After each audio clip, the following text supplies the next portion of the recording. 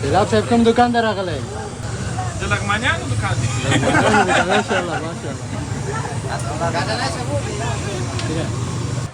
په لغمان کې داسې خواږه خواږه شیان پیدا کېږي. ځلوبۍ به تاسې